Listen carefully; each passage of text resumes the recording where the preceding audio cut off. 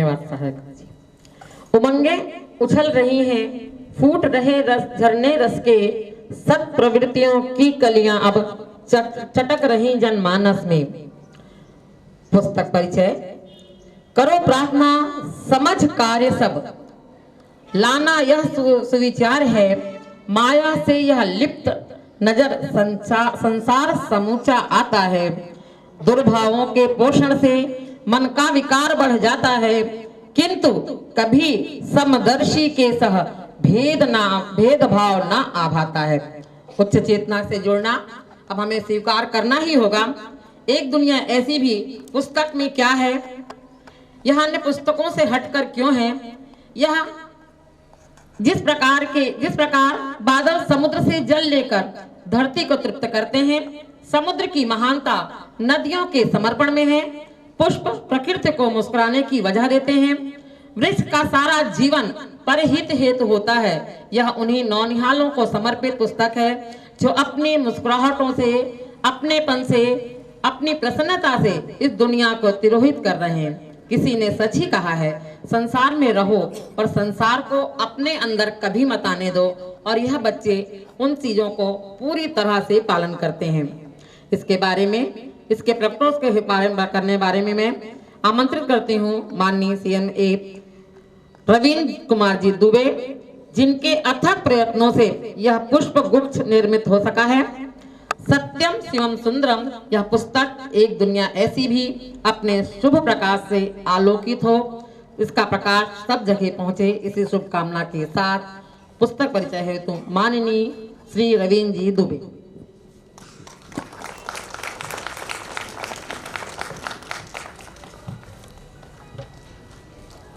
आदरणीय विकास जी भाई साहब,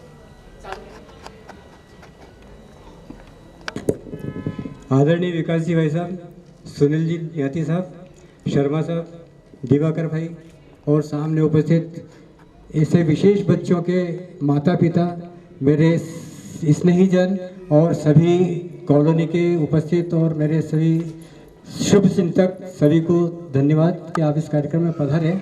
और मैं अपनी बात बिना किसी भूमिका के बात करता हूँ। जब माता पिता को ये पता चलता है कि उनका बच्चा मानसिक दिव्यांग है या विशिष्ट है, तो वो एकदम घबरा जाते हैं। उनके लिए तकनीक भाषा मायने नहीं रखती कि मानसिक दिव्यांगता क्या है, क्यों होती है, उसकी स्तर क्या है, इस सब से कोई मायने नहीं होता है। शुरू में तो अभिभावक अपने पूरे तन मन से बच्चे के विकास में मदद करते हैं, उसको सिखाने के लिए पूरी जी जान लगा देते हैं, लेकिन इन बच्चों की ग्रहण क्षमता बहुत कम होती है। इसलिए ये बच्चे सीखते धीमे हैं और अभिभावक जल्दी ही हार मान जाते हैं।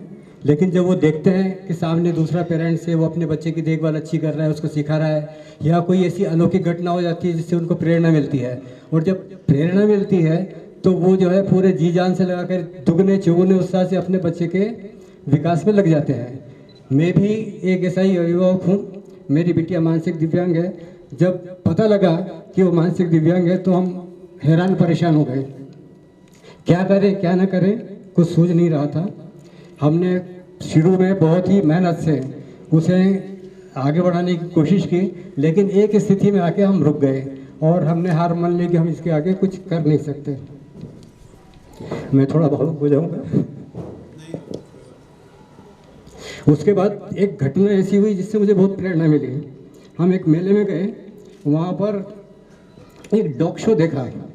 तो डॉग शो में डॉग ने बहुत सारे करतब दिखाए, उछल कूद, जैसा वो उसका प्रशिक्षक बोलता था वैसा उसने किया, और उससे राम बुलवाने का प्रयास किया। उसने बोला राम बोलता है एक कुत्ता, राम बोला उसने। हालांकि राम स्पष्ट रूप से नहीं बोला, लेकिन वो जो बोल रहा था उसे ऐसा आभास होता था कि वो राम बोल रहे हैं।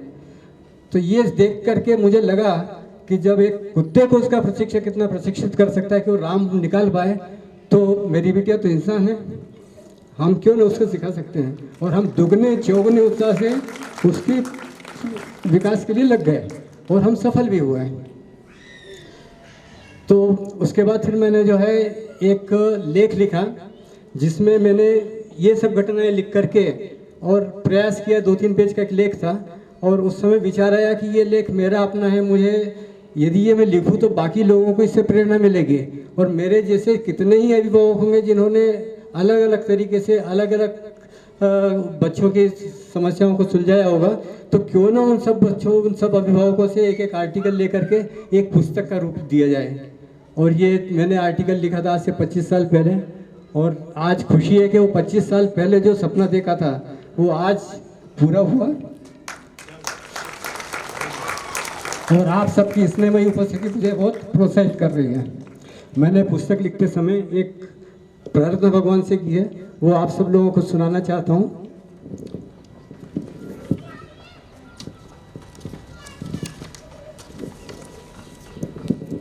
हे प्रभु हमें शक्ति दो, हे प्रभु हमें शक्ति दो, हर पल धैर्य और प्रेम की भक्ति दो।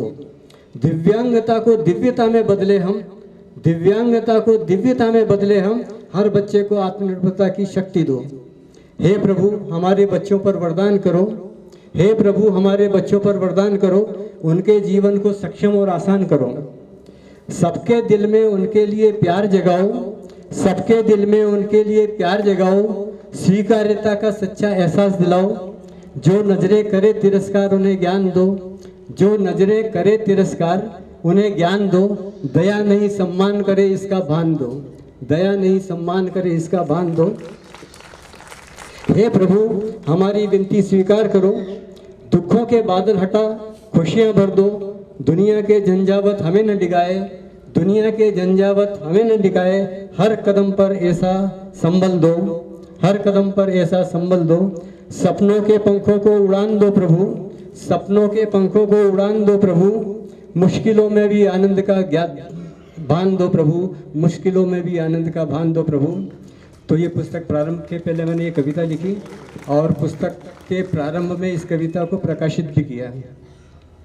मानसिक दिव्यांग अभिभावक कई चुनौतियों, संघर्षों और अनिश्चितताओं का सामना करते हैं, परंतु इसके बीच उनमें प्यार, धैर्य और अविश्वसनीय शक्ति बनी रहती है और इसी कारण वो अपने बच्चों को आगे बढ़ा पाते हैं। और ये किताब जो है माता पिता के अनुभव ही नहीं है, उन बच्चों के भी हौसले हैं जिन्होंने विकट परिस्थितियों में भी अपने को आगे बढ़ने का हौसला दिखाया और विकट परिस्थितियों में भी वो आगे बढ़े हैं। इस पुस्तक में विशेषज्ञों के सुझाव भी हैं। डॉक्टर राम गुलाम साहब सामने बैठे हैं, उनका आभार, उन्होंने भी एक आर्टिकल दिया है। तो विशेषज्ञों के सुझाव भी है जो इन बच्चों के अभिभावकों को जो इनकी परवरिश कर रहे हैं उनके लिए काम आएंगे। ये पुस्तक माता पिता के लिए ही नहीं बल्कि इनके शिक्षकों, प्रशिक्षकों और समाज के उन सब लोगों के लिए उपयोगी है जो इन बच्चों के क्षेत्र में काम कर रहे हैं। अपने आजकल बच्चे जो हैं, बच्चे या जो भी है, काल्पनिक कहानियाँ पढ़ते हैं। मैं उन्हें सच्ची कहानियाँ तो चूँकि एक किताब कोई अलग आती है तो शाब्दिक अर्थ न ले, वास्तविक कहानियाँ पढ़ें और वास्तविक कहानियों में जीवन संघर्ष कैसे किया है वो सीखें तो शायद उपयोगी होगा। और ये विशेष बच्चे और विशेष माता पिताओं के लिए ही नहीं, ये शेष बच्चे और शेष माता पिताओं के लिए भी उपयोगी है। वो शेष लोग जो है, इस तरह के माता पिता कितने धैर्य, समर्पण से अपने बच्चों को शिक्षा देते हैं, कितने प्रेम से देते हैं, इससे ये सब लोग सीख सकते हैं। इस पुस्तक की विशेषता ये है कि इसमें 62 आर्टिकल हैं और इसमें से 90% लोग न तो लेखक हैं न ही साहित्यकार हैं। उनको सबको बोला है लिखें। कई लोगों की समस्या है, जैसे अभी बताया दिवाकर भाई ने, भाई एक अभिभावक को मैंने बोला आप बोलते जाओ, हर दिन 4 लाइनें बोलो, 1-2 लाइनें बोलो, जो भी बोलो संकलन में कर लूँगा। तो उन्होंने 10 दिन तक बोल करके मैंने उसको जो है लिखा, एक आर्टिकल बन गया।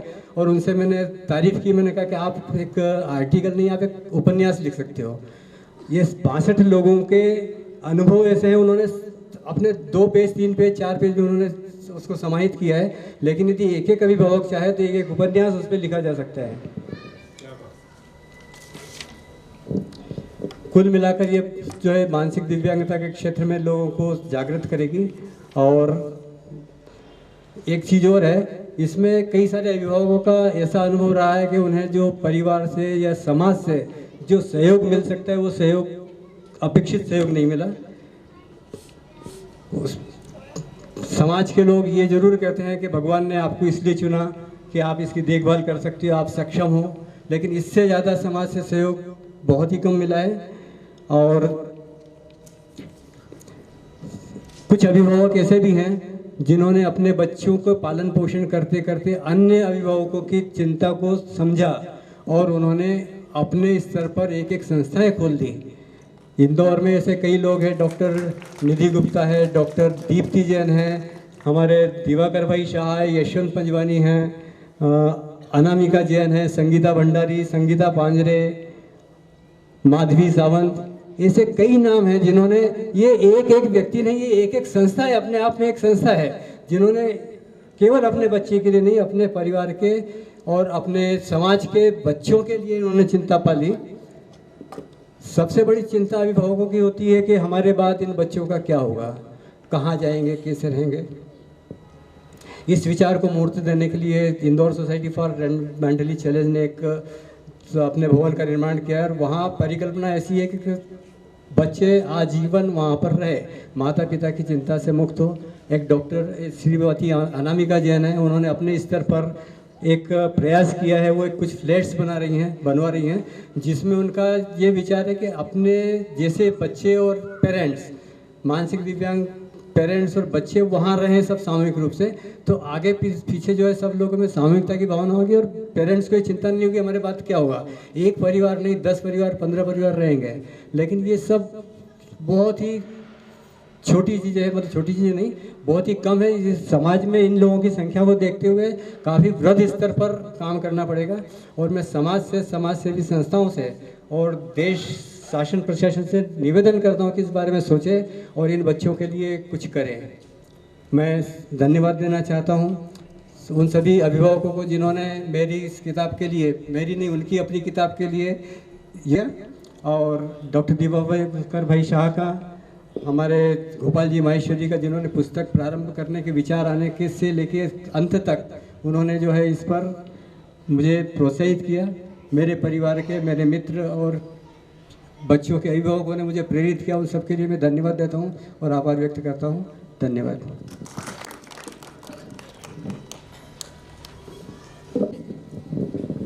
भावुक कर देने वाला उद्बोधन।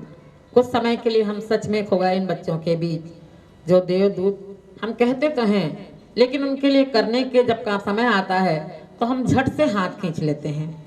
ये सारी समस्याएं उनके माता पिता पर छोड़ देते हैं, ये कहकर कि ठीक है आप सक्षम हैं, समर्थ हैं, लेकिन उनकी जो परेशानियां हैं वह क्या हैं, उन्हें हम कैसे समझें। ये सारी बातें विस्तार से माननीय दुबे जी ने बताई। जब पवन चलेगी तभी तो मलय का अनुभव होगा, जब पवन चलेगी तब मलय का अनुभव होगा। उदित सूर्य ही प्रकाश को प्रकीर्ण करेगा, और यह पुस्तक की ज्ञान गंगा प्रभावित होगी कब, जब यह खुलेगी, अर्थात इसका विमोचन होगा। इसके विमोचन हेतु माननीय रविंद्र जी दुबे से अनुरोध करती हूँ कि वे अग्र अतिथियों के सम्मुख पुस्तक का विमोचन करवाने हेतु पुस्तक को समर्पित करें। सौजन्य प्रेम इस जीवन में जब आएगा, इस पुस्तक को पढ़कर जब जनमानस बोधित हो पाएगा, इसलिए इसे अवश्य पढ़ें। आप पढ़ें, इसे जन जन तक पहुंचाने का प्रयास करें, क्योंकि इनकी समझना और उसके अनुसार कार्य करना ये समाज में वास्तव में हमारे लिए चुनौती है, जिसे आप लोग भी पढ़ें और आप पढ़ने के बाद लें, लेकिन कोशिश करें कि जितने लोग हैं वह तो पढ़ें ही, अपने साथ कम से कम 3 या 4 लोगों को भी इस पुस्तक को पढ़ने के लिए प्रेरित करें, ताकि जनमानस इनकी समस्याओं को समझ सके, जिन्हें देवदूत तो कहते हैं, लेकिन वास्तव में देवदूत बनाने का प्रयास कर बहुत कठिन अथक प्रयास है, जिसे करने का प्रयास उन्होंने किया है।